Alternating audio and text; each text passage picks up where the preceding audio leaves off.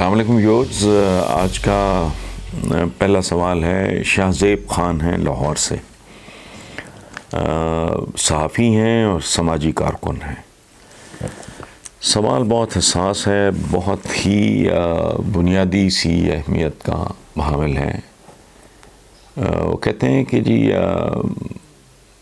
वज़ीर आज़म के मुशीर बराए पेट्रोलियम नदीम बाबर का कहना है कि अगर नए ज़ख़ायर दरियाफ़्त ना हुए तो मुल्क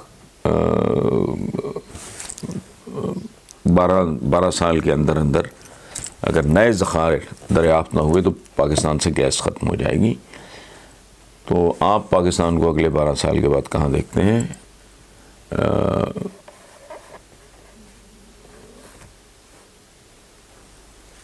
शाहज़ेब ख़ान साहब, मैं जो सवाल आपने उठाया है, मैं इस पे कॉलम लिख चुका हूँ। मैं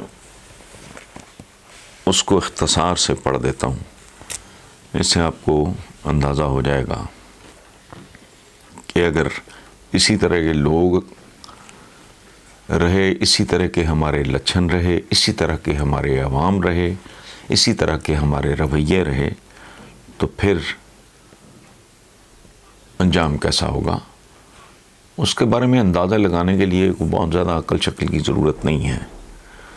बहरहाल कॉलम मैं अर्ज़ कर देता हूँ। इसका उन्वान है तब्दीली और तरक्की।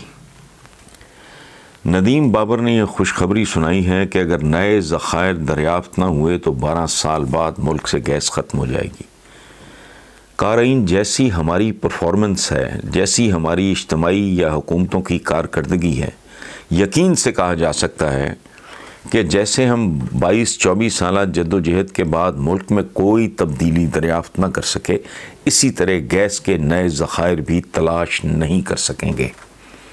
और नतीजा ये होगा कि रिवर्स में जारी हमारा जो इज्तिमाई सफ़र है, इसकी स्पीड में और भी इजाफ़ा हो जाएगा और वो ज़माने लौट आएंगे जो सिर्फ़ गीतों, किस्सों, कहानियों और मुहावरों में ही बाकी रह गए।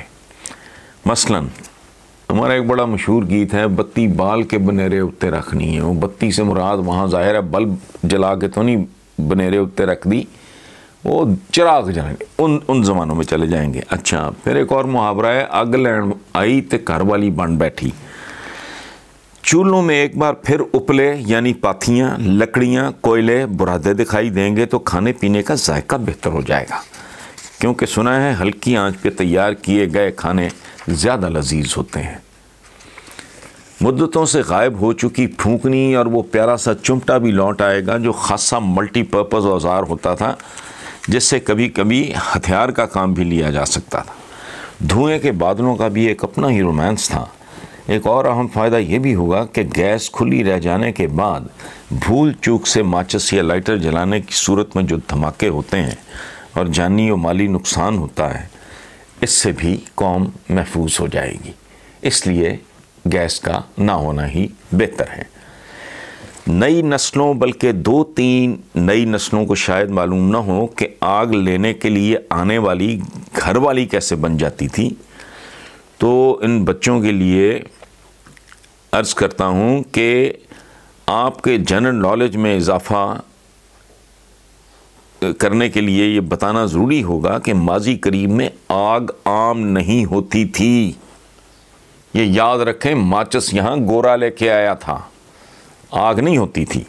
अच्छा, माजी करीब में आग आम नहीं होती थी। गांव के एक आध खाते पीते मुतमव्वल घराने में ही हमा वक्त आग मौजूद होती थी और कमी कमीन गरीब गुरबा अवाम हस्बे ज़रूरत उससे इस्तिफ़ादा किया करते थे।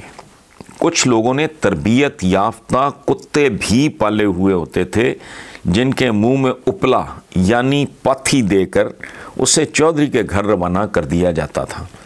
चौधरी का कोई मुंशी टाइप आदमी पाथी को एक साइड से सुलगा कर, चूँकि उसके पास तो हर वक्त आग अवेलेबल होती थी, पाथी को एक तरफ से सुलगा कर दूसरी तरफ से उस तरबियत याफ्ता कुत्ते के मुंह में दे देता था। यानी एक साइड जल रही है, उससे जो अपोजिट साइड है वो कुत्ते के मुंह में, और कुत्ता दौड़ लगाता था और मालिकन के सुपुर्द कर देता था जिससे वो चूल्हा जलाती थी।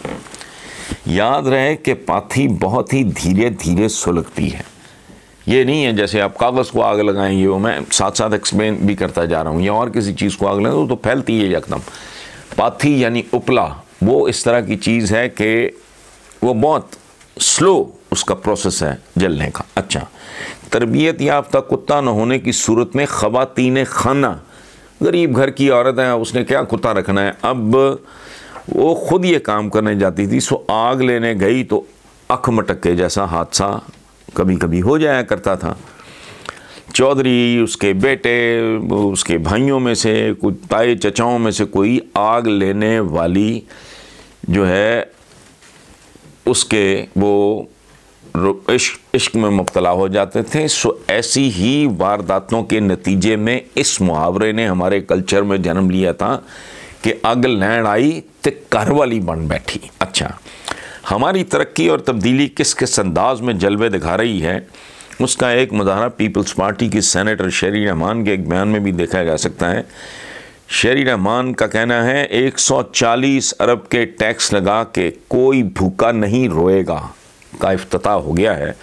मैंने अखबारों में इस अज़ीम इफ्तिताह की तस्वीरें देखी हैं जिनमें वज़ीर आज़म मुस्कुराते हुए भूखों में खाने के डब्बे तकसीम कर रहे हैं। अल्लाह का लाख लाख शुक्र है कि आज़ादी के 74 साल बाद आज हमें कैसे मकाम पर पहुंच चुके हैं कि ख़ुद वज़ीर आज़म, कमाल है, ख़ुद वज़ीर आज़म इस बात को यकीनी बना रहा है कि कोई भूखा नहीं सोएगा।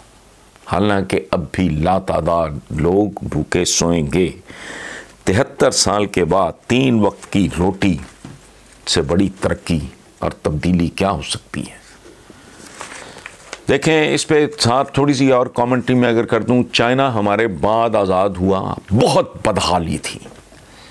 वो इकबाल ने जो लिखा था, ग्रां ख्वाब चीनी, ये कौम अफ्यूनी थे, बेकार लोग थे, कामचोर लोग थे, हराम खोर लोग थे, तादाद में हमसे बहुत ज़्यादा थे। आज चाइना सुपर पावर बनने के चक्रों में है और इधर 74 साल बाद वज़ीर आज़म क्या कर रहा है, रोटी सालन के डब्बे तकसीम कर रहा है। ये है 74 साल में हमारी टोटल अचीवमेंट। दूसरी तरफ सूरत हाल क्या है, फटकार और लानत।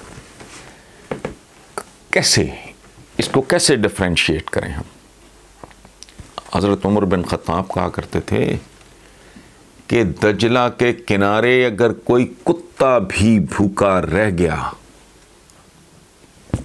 तो उमर अपने रब के हुजूर जवाबदेह होगा। ये सदियों पहले इब्तदाई दिनों के मुसलमान हुक्मरानों का रवैया था, इसीलिए वो सुपर पावर के दर्जे और मकाम तक पहुंचे। भूखा कुत्ता। यहाँ 74 साल बाद क्या हो रहा है, और वो भी एक जुमला है, 74 साल बाद कोई भूखा नहीं सोएगा। उधर सदियों पहले मकाम क्या है, भूखा कुत्ता दजला के किनारे, उसके लिए भी अमीरुल मोमिनीन। सो हम जिस तरह के हमारे करतूत हैं, जिस तरह के हम हुक्मरानों को मुंतखब करते हैं, तो हमारी इंतहा ये है, हमारा क्लेम टू ग्लोरी ये है कि कोई और नहीं, कोई सेक्रेटरी मैक्ट्री होता, कोई डीजी मीजी होता, कोई वज़ीर होता टोटा पजा, कोई छोटा वज़ीर होता, चलो कोई फेडरल मिनिस्टर होता, वज़ीर आज़म खुद। हैरान कुन बात है, लेकिन यही हमारी नसीब है, यही हमारी किस्मत है। तो आई होप कि शाहज़ेब खान साहब आपको आपके सवाल का जवाब मिल गया होगा।